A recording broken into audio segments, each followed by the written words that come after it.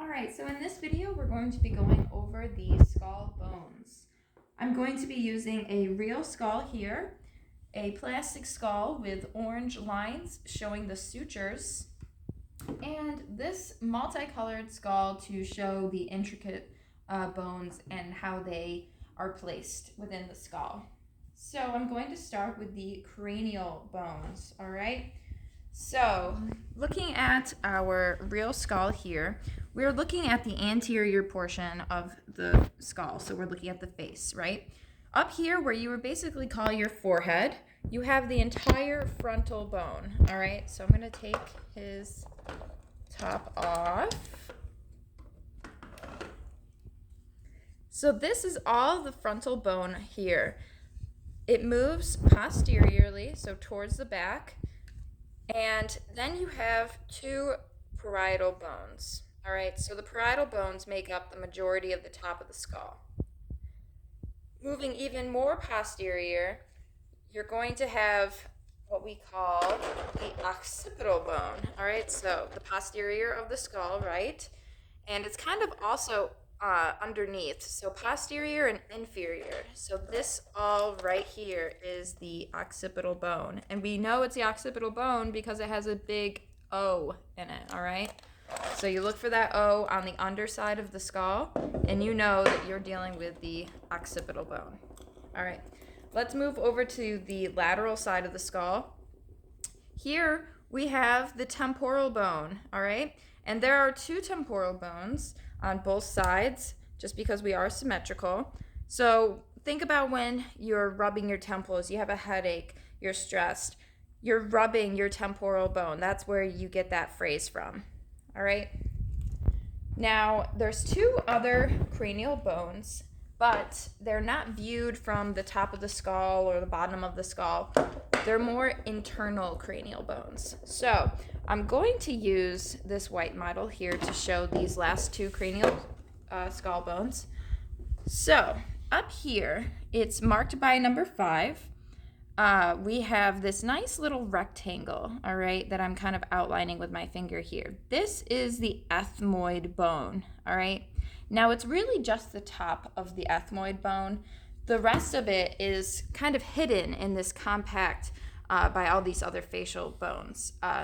But we'll go over where you can see the rest of the ethmoid bone in a moment. But for the most part, this is where we're going to identify it. So from the internal view, we take the top of the skull off, and there, more anterior, is the ethmoid bone.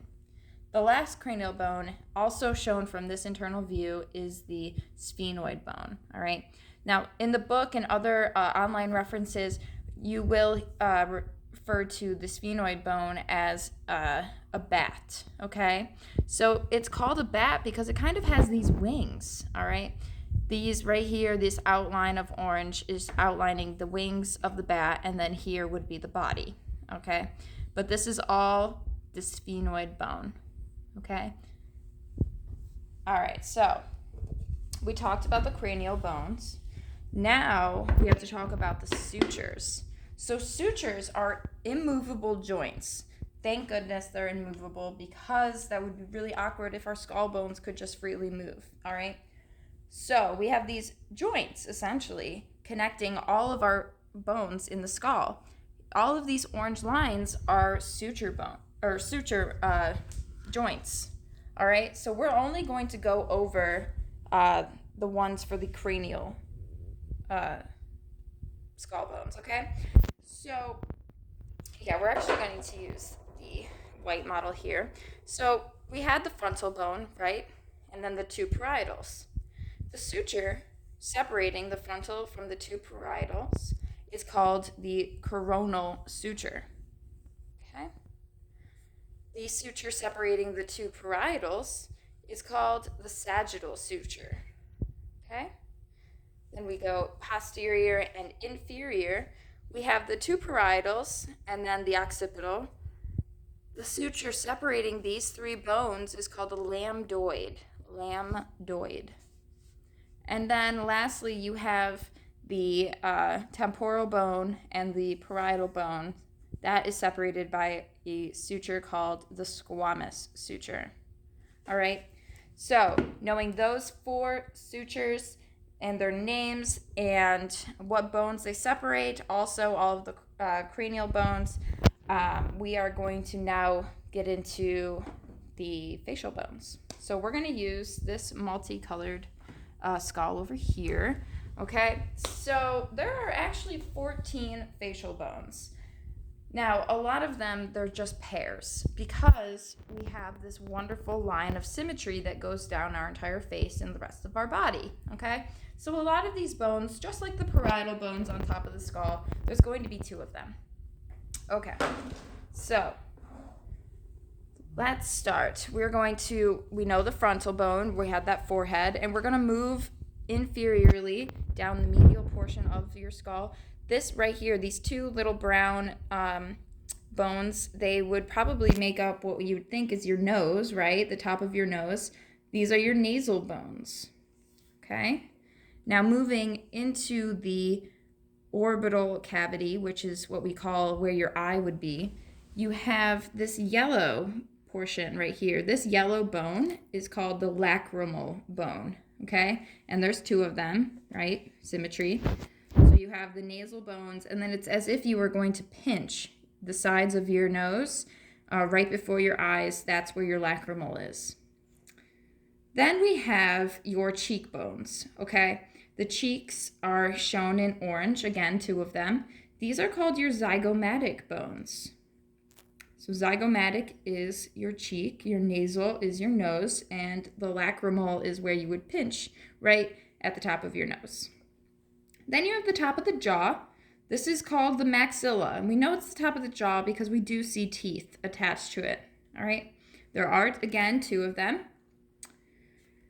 Then the bottom portion of the jaw. The bottom portion of the jaw is actually just 1 bone. It's called the mandible, and it actually is a freely moving bone. Thank goodness. This is how we speak and chew our food.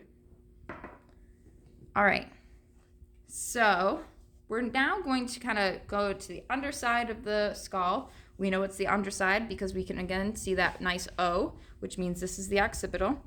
So let's go back up to the top jaw portion, the maxilla. We have, this is anterior, right? The front of the face. We are moving posterior, okay? And we have some brown structures here. There's 2 of them. These are called the palatine bones, all right? So palatine bones, they kind of sounds like palate. And maybe you've heard of that when you're dealing with food. Oh, I have a different palate. We have different palates. That comes from the palatine bones here, okay? Because it's in the back of your mouth, referring to your palate.